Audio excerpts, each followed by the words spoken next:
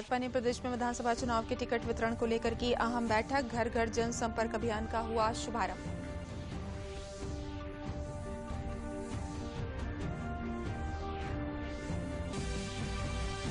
मुख्यमंत्री योगी आदित्यनाथ की सरकार में कैबिनेट मंत्री रहे स्वामी प्रसाद मौर्य ने दिया इस्तीफा। उप मुख्यमंत्री केशव प्रसाद मौर्य ने स्वामी से जल्दबाजी में फैसला न करने की दी सलाह।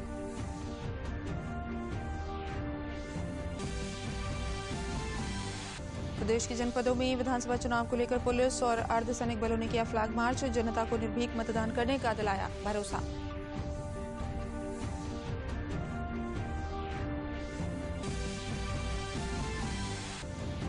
और कोविड मरीजों की देश में घटने लगी है संख्या। प्रदेश के सभी जिलों में बूस्टर वैक्सीनेशन के साथ 15 से 18 आयु वर्ग के लोगों का तेजी से किया जा रहा है टीकाकरण।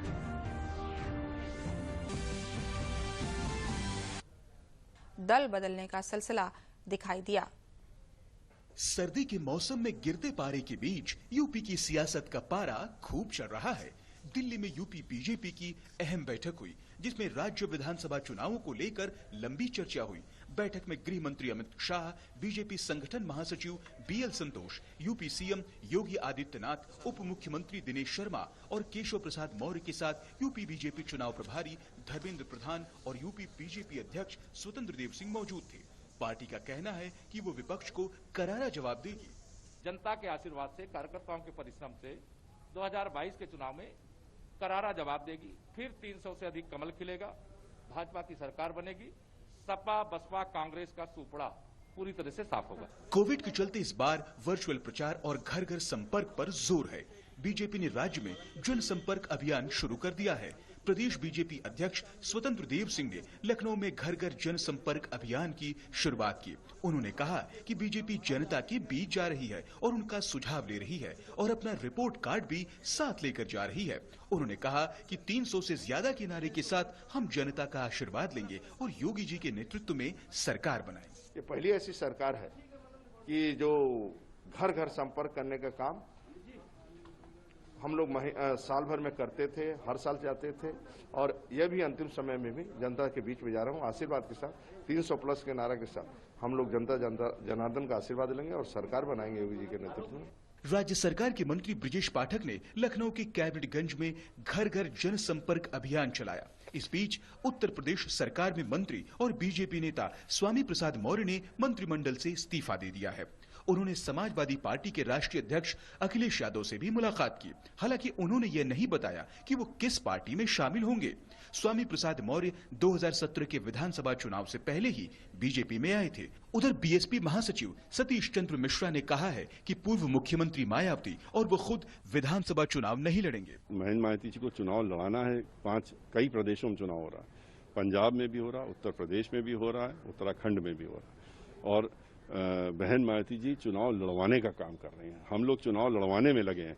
हम लोग बहन मायावती जी ने जो हम लोगों को दिशा निर्देश दिए उनको ले करके इन सारे स्टेट्स में जाने का काम कर रहे हैं। हम लोग चुनाव नहीं लड़ रहे हैं। उधर पंजाब में भी सियासी पारा चढ़ रहा है। विभिन्न दलों से कई नेता आज भारतीय जनता पार्टी में शामिल हुए। कांग्रेस के पूर्व विधायक अरविंद खन्ना, शिरोमणि अकाली दल के नेता गुरदीप सिंह गोशा, अमृतसर के पूर्व पार्षद धर्मवीर सरीन और पंथ रत्न जत्थेदार गुरुचरण सिंह तोहरा मेमोरियल ट्रस्ट के अध्यक्ष कंवर सिंह टोथा आज दिल्ली स्थित भाजपा मुख्यालय में पार्टी में शामिल हुए।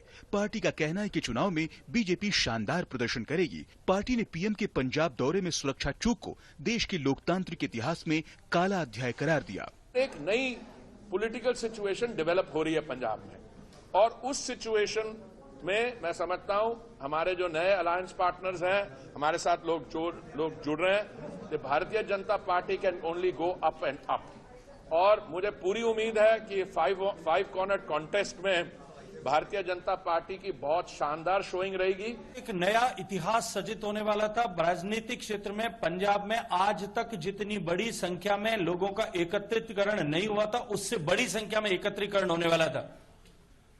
उस दिन वो इतिहास तो सृजित नहीं हुआ, लेकिन भारत के लोकतांत्रिक इतिहास में एक काला अध्याय उस दिन जरूर लिखा गया कि देश के प्रधानमंत्री की सुरक्षा में सेंध लगाई गई।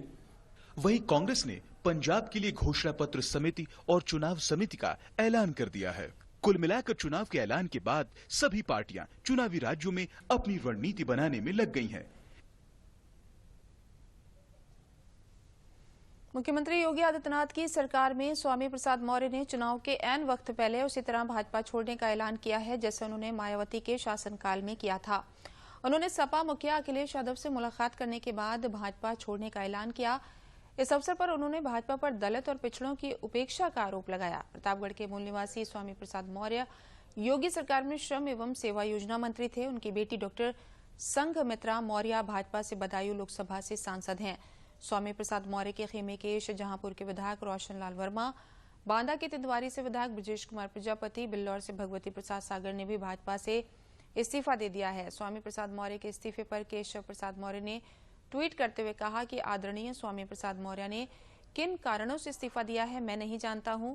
उनसे अपील की है कि वो बैठकर बात करें। जल्दबाजी में लिए गए निर्णय अक्सर गलत साबित होते हैं। प्रदेश के उड्डयन मंत्री नंदगोपाल नंदी ने तीखी प्रतिक्रिया देते हुए कहा कि विनाश काले विपरीत बुद्धि जैसा है।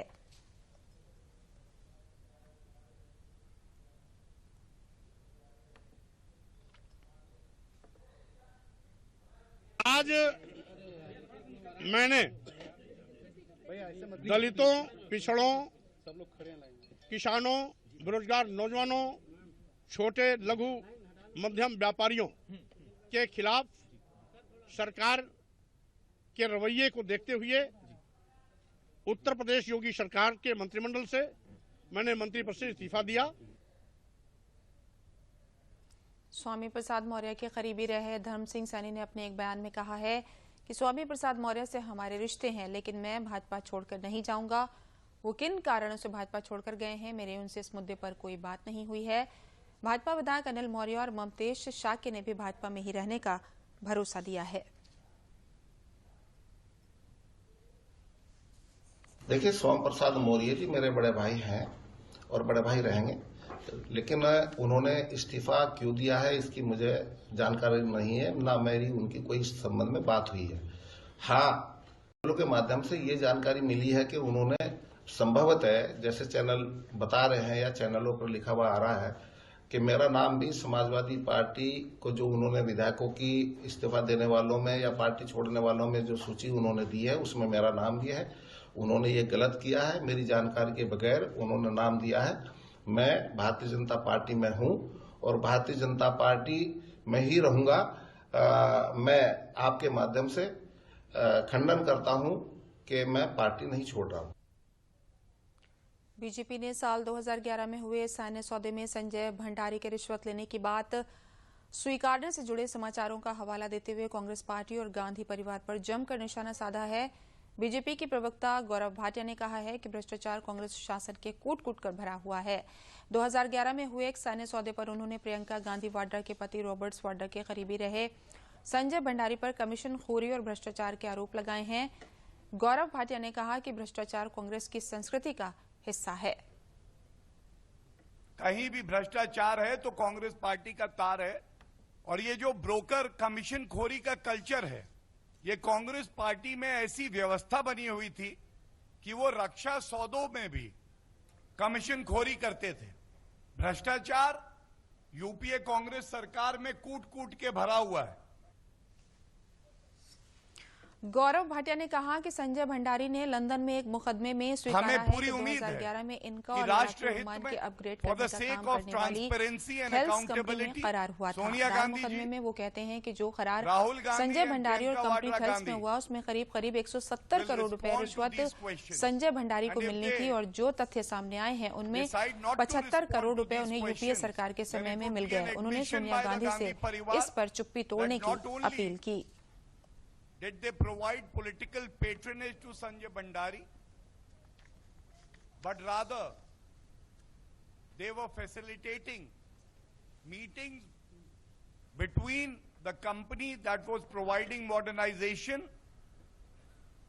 and senior officials in the government during the Congress era.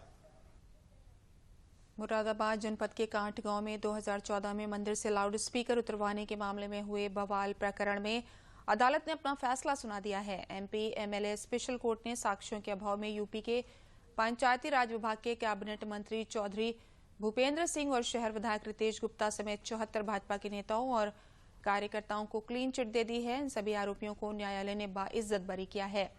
ये मुकदमे समाजवादी पार्टी की सरकार में लिखे गए थे।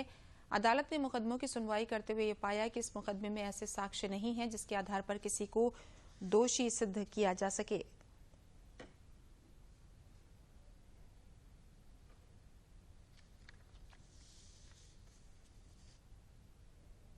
माननीय न्यायालय का निर्णय आया है, इसमें मुझ सहित सभी आरोपियों को दोष मुक्त कर दिया है। और हम लोग तो प्रारंभ से ही कहते हैं कि हमारी न्याय व्यवस्था में, माननीय अदालत में, कोर्ट में हमें विश्वास है और उस विश्वास की जीत हुई है। ये मंदिर के लाउड स्पीकर को लेकर संबंधित मामला था। इसमें कुछ लोगों द्वारा रेलवे स्टेशन वगैरह पर जाम लगाया गया था, जिसकी वजह से प्रभाव था। उसमें गिरफ्तारी हुई थी। लगभग करीब 80-82 के आसपास मुलजिम थे। इसमें कुछ जैसे हो गई थी, तो करीब 72 के आसपास व्यक्ति दोष मुक्त हुए हैं। संख्या तो पूरी मैंने देखी नहीं, इसमें करीब 72 के आसपास थे, 72-74। हाँ, माननीय नगर विधायक श्रीमान रितेश गुप्ता जी और प्रजापति मंत्री हमारे भूपेंद्र सिंह जी थे। नाबार्ड के मुख्य महाप्रबंधक डॉक्टर दुष्यंत सिंह चौहान ने बताया कि ग्रामीण और कृषि अर्थव्यवस्था को कैसे बेहतर किया जाए, इसको लेकर नाबार्ड अनवरत काम कर रहा है। इसका फायदा भी उत्तर प्रदेश को मिल रहा है। डीडी न्यूज से विशेष बातचीत में उन्होंने कहा कि कृषि क्षेत्र को सुविधाएं प्रदान करने के लिए नाबार्ड हमेशा से प्रतिबद्ध है। नाबार्ड के मुख्यतः 3 काम हैं। पहला काम नाबार्ड का यह है कि हम सभी बैंकों को, जिसमें कोऑपरेटिव बैंक, ग्रामीण बैंक, जो हमारी वाणिज्य बैंक हैं, state bank, bank of Baroda वगैरह वगैरह, इन सब को इनके द्वारा ग्रामीण क्षेत्र में दिए गए ऋणों के एवज में हम पुनर्वित्त देते हैं। यानी ये हमसे रिफाइनेंस लेते हैं, ये किसान को या ग्रामीणों को पैसा देते हैं ऋण, और अगर इनको ज़रूरत होती है तो ये नाबार्ड से लेते हैं। दूसरा मुख्य काम जो हमको संसद ने, भारतीय संसद ने जो हमको ताकत दी है BR एक्ट और नाबार्ड एक्ट के जरिए, वो ये कि हमारे ग्रामीण क्षेत्र में जो 2 महत्वपूर्ण बैंक हैं, एक कोऑपरेटिव बैंक, जिला सहकारी बैंक जैसे होते हैं, और उत्तर प्रदेश कोऑपरेटिव बैंक है जैसे, और हमारी जो ग्रामीण बैंक RRB जैसे ग्रामीण बैंक ऑफ आर्यावर्त है, बड़ौदा UP ग्रामीण बैंक है, इनका हम स्टैच्यूरी यानी विधिक इंस्पेक्शन हर 2 साल में, 1 साल में जैसी जहाँ ज़रूरत होती है वो हम करते हैं।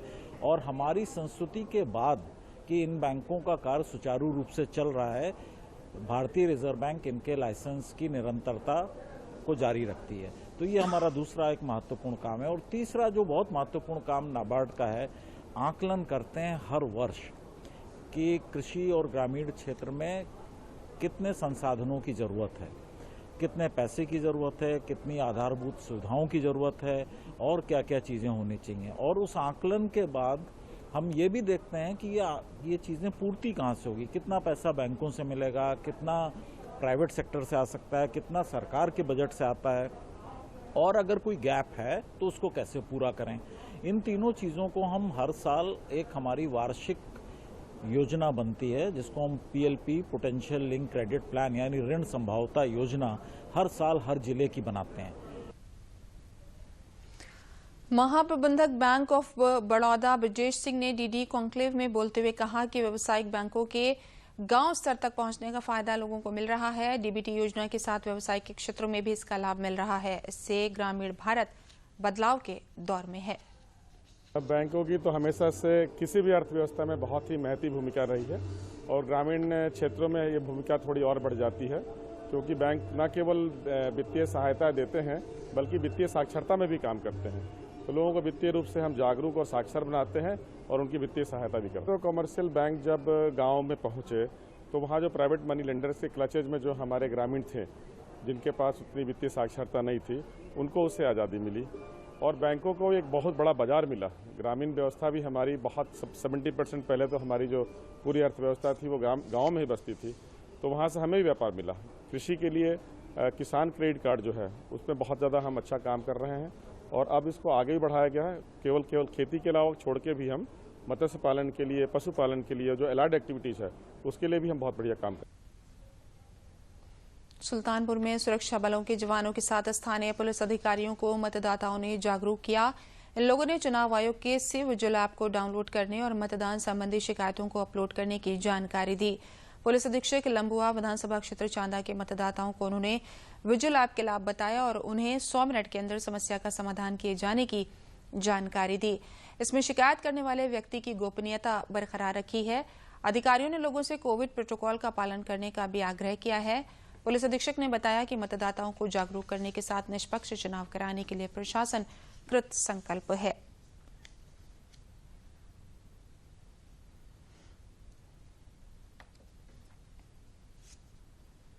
दो कंपनियां जनपद में प्राप्त हुई हैं और जिनका एरिया डोमिनेशन हम लोग विभिन्न थाना क्षेत्रों में करा रहे हैं। आज थाना चांदा क्षेत्र में और यहाँ नगर क्षेत्र में एरिया डोमिनेशन का कार्य कर रहे हैं हम लोग।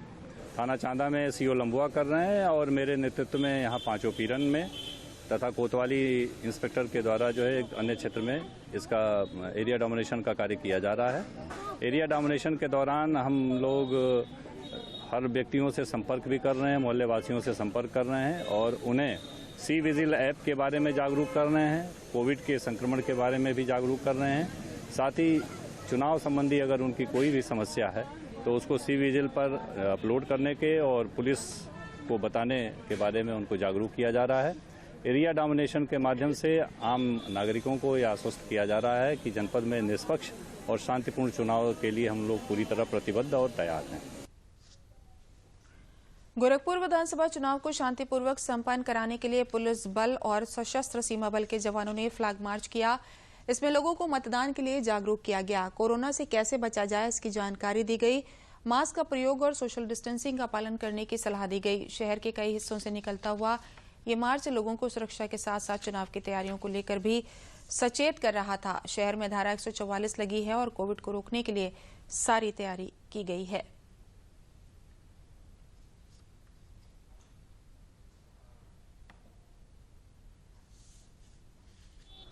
ये विधानसभा चुनाव के दृष्टिगत जिले में 3 कंपनी एसएसबी के जवान मिले हुए हैं जो आज रात्रि में ही आए हैं और एक कंपनी शहर के लिए मिली हुई है। आज एसएसबी के जवानों के साथ पूरे शहर में फ्लैग मार्च किया जा रहा है। इसका उद्देश्य जनता में एक विश्वास दिलाना है कि हमारे पास पर्याप्त फोर्स है और चुनाव में किसी को डरने की जरूरत नहीं है। भयमुक्त होकर लोग मतदान करें, यही इसका उद्देश्य है। आगरा में भी कोविड के खतरे को देखते हुए बूस्टर डोज देने का काम स्वास्थ्य विभाग ने शुरू कर दिया है। स्वास्थ्य कर्मी, फ्रंट लाइन वर्कर और 60 साल से अधिक उम्र के व्यक्तियों को प्रिकॉशन डोज दिया जा रहा है जिससे कोविड को हर हालत में रोका जा सके। इसके लिए स्वास्थ्य विभाग ने व्यापक व्यवस्था की है।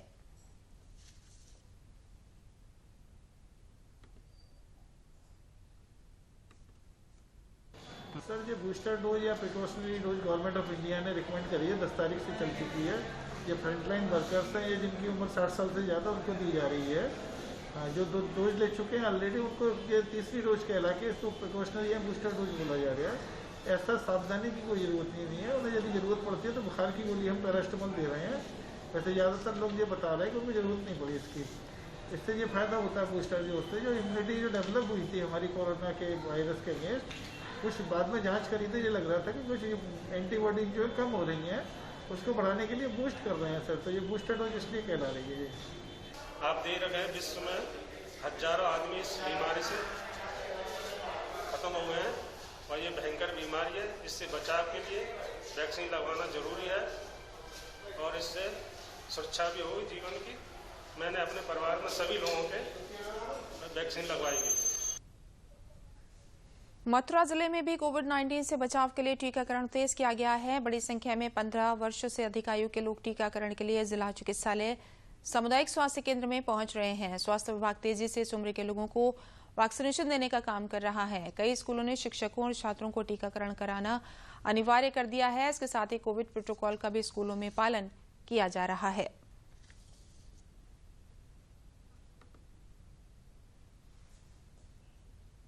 बच्चों के लिए हम जो एहतियात निर्देशानुसार हैं उनको बरत रहे हैं। सभी को मास्क पहन के आना अनिवार्य कर दिया है। फिजिकल डिस्टेंसिंग का भी ध्यान रख रहे हैं। कक्षाओं में दूर दूर बिठा रहे हैं। समस्या आ रही है जो हमारे यहाँ विश्वविद्यालय परीक्षाओं का केंद्र है वहाँ भी सैनिटाइजर का प्रयोग कर रहे हैं। हाथ धोने के लिए भी हमने तमाम व्यवस्थाएं की हुई हैं, उसके लिए भी मंगाया हुआ है सामान। और फिजिकल डिस्टेंसिंग का उसमें भी पालन किया जा रहा है। बाकी ऑनलाइन कक्षाओं का तो अभी निर्देश केवल 8वीं और 12वीं तक है। आगे जो शासन से निर्देश आएगा उसकी अनुपालना की जाएगी। पिछले 24 घंटों में जो रिपोर्ट प्राप्त हुई है उसके आधार पर जनपद मथुरा में 319 नए केस प्राप्त हुए हैं और 10 रिकवर्ड हुए हैं कल। इस तरह हम देखें तो मथुरा जनपद में 1048 एक्टिव केस हैं इस समय। ये हम कोरोना लहर की वजह से अपने एनसीसी कैडेट्स को अच्छी प्रैक्टिस करा रहे हैं शाम को 2 घंटे 2 बजे से 4 बजे तक। और हम सबसे यही प्रार्थना करते हैं कि सभी योग करें, इससे अपनी इम्यूनिटी है वो बर्बाद नहीं होगी, अच्छी बनेगी। हमारी इम्यूनिटी अच्छी होगी तो हमें कोई प्रॉब्लम नहीं होगी, कोई कोरोना नहीं है अगर हमारी इम्यूनिटी अच्छी है तो। आजमगढ़ में कोविड संक्रमण की रोकथाम के लिए बड़ी संख्या में 15 वर्ष से अधिक आयु के लोगों को वैक्सीन दी जा रही है। सरकारी अस्पताल समेत विद्यालयों में भी वैक्सीनेशन का काम तेजी से किया जा रहा है। स्कूल में लगे कैंप में भी तेजी से इन लोगों का टीकाकरण किया जा रहा है और इस उम्र के बच्चे भी टीकाकरण कराने के लिए बड़ी संख्या में आ रहे हैं।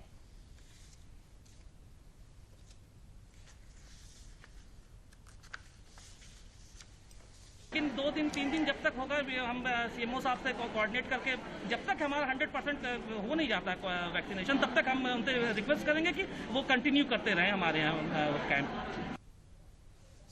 वाराणसी के काशी विश्वनाथ मंदिर में प्रधानमंत्री नरेंद्र मोदी के सौजन्य से मंदिर के सेवाकर्मी सुरक्षा कर्मियों के लिए जूट के जूते उपलब्ध करवाए गए हैं। वाराणसी के मंडलायुक्त दीपक अग्रवाल ने कहा कि काशी विश्वनाथ मंदिर का भव्य निर्माण होने के पश्चात यहां पर चमड़े से निर्मित वस्तुओं का प्रवेश निषेध हो गया है। प्रधानमंत्री ने अपने दौरे के समय सेवादारों की समस्या को समझा था। उन्होंने यहां कार्य करने वाले सेवादारों सहित सुरक्षा कर्मियों के लिए जूट से निर्मित जूतों को उपलब्ध कराया है, जिसे इन कर्मियों को वितरित भी कर दिया गया है। ये जूते आरामदायक और मुलायम होने के साथ सर्दी में लोगों को सुरक्षित रखते हुए प्रभु के दरबार में सेवा करने का सुअवसर प्रदान करेंगे।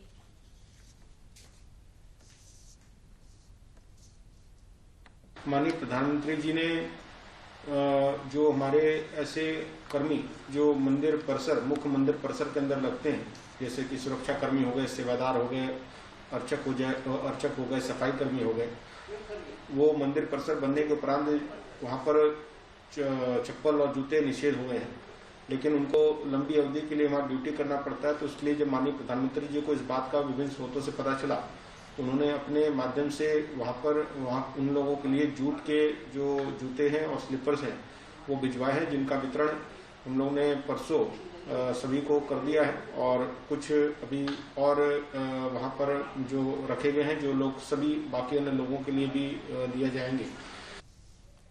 गाजीपुर में स्वामी विवेकानंद जी का गहरा रिश्ता रहा है। अमेरिका में भारत के दर्शन को सामने रखकर जिस तरह का संवाद उन्होंने किया था उसको दुनिया आज भी आत्मसात कर रही है। स्वामी रामकृष्ण परमहंस के साथ गाजीपुर के महान संत स्वामी पोहारी बाबा के सानिध्य में भी रहकर उन्होंने ज्ञान प्राप्त किया है। 1890 में स्वामी विवेकानंद ने गाजीपुर आकर पोहारी बाबा के दर्शन के लिए 3 माह रुके। उसके बाद मद्रास होते हुए शिकागो गए, जहां विश्व धर्म सम्मेलन को संबोधित करके सनातन धर्म की विजय पताका को दुनिया के सामने महिमा मंडित किया। विवेकानंद जी का जीवन आज भी लोगों के लिए प्रेरणा का स्रोत है और भविष्य का भारत इन्हीं के विचारों से आगे बढ़ेगा। कानपुर नगर के परमठ घाट में कभी अपनी शिक्षा के लिए व्यवस्थाओं से जूझते हुए नितिन कुमार ने गरीब लोगों को शिक्षा देने का बीड़ा उठाया। इसके लिए उन्होंने एक नई राह फाउंडेशन के तहत गंगा के दोनों किनारों पर बसे बच्चों को पढ़ाने का फैसला किया। ये वो बच्चे हैं जो स्कूल नहीं जाते हैं। नितिन गरीब परिवार से हैं। कभी इनकी फीस भी चुकाने में इनके पिता को समस्या होती थी। माँ चौका बर्तन करके परिवार का भरण पोषण कर रही थी। नितिन ने किसी तरह शिक्षा ग्रहण कर लोगों को शिक्षित करने का प्रेरणादायी काम शुरू किया है, जो गरीब और बेसहारा बच्चों को मुफ्त शिक्षा प्रदान कर रहे हैं। इस तरह के काम करने वाले लोग ही समाज को एक नई दिशा दे पाते हैं। नितिन भी उनमें से एक हैं। बच्चे भी यहाँ आकर खुश हैं और उनका परिवार भी इस खुशी में उनके साथ है।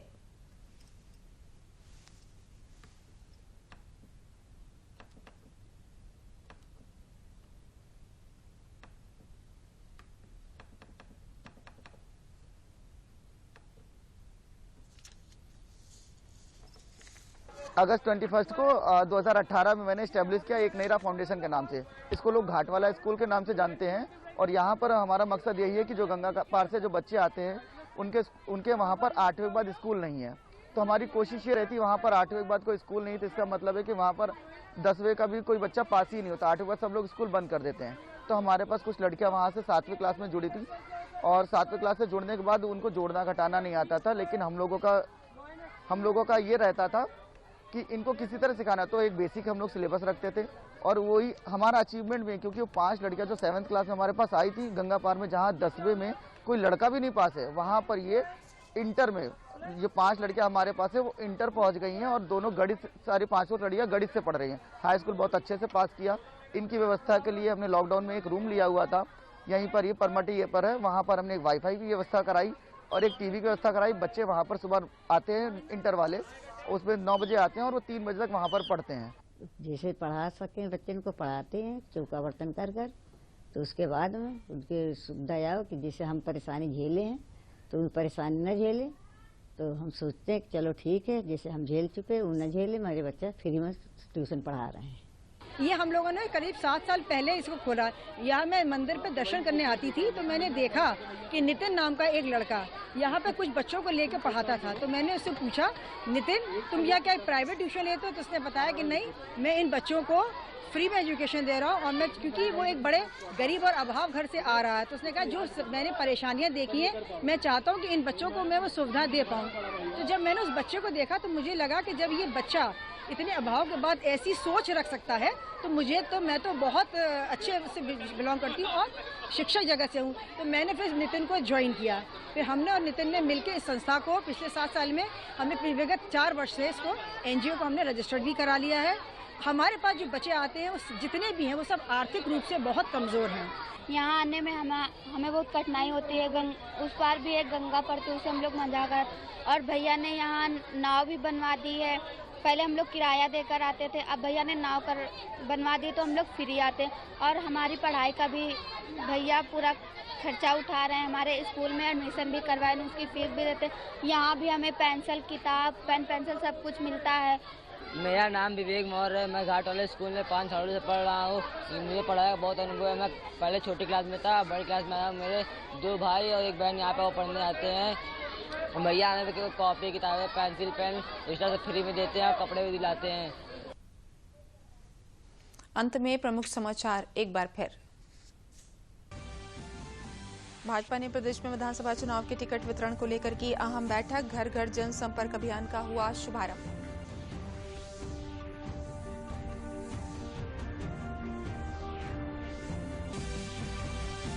मुख्यमंत्री योगी आदित्यनाथ की सरकार में कैबिनेट मंत्री रहे स्वामी प्रसाद मौर्य ने दिया इस्तीफा। उप मुख्यमंत्री केशव प्रसाद मौर्य ने स्वामी से जल्दबाजी में फैसला न करने की दी सलाह।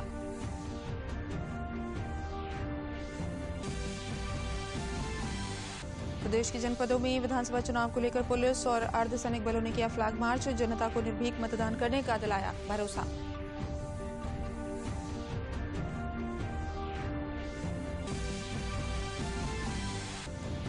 और कोविड मरीजों की देश में घटने लगी है संख्या। प्रदेश के सभी जिलों में बूस्टर वैक्सीनेशन के साथ 15 से 18 आयु वर्ग के लोगों का तेजी से किया जा रहा है टीकाकरण।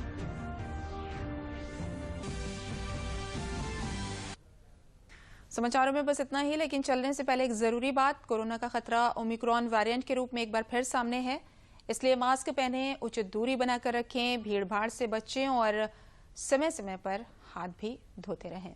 नमस्कार।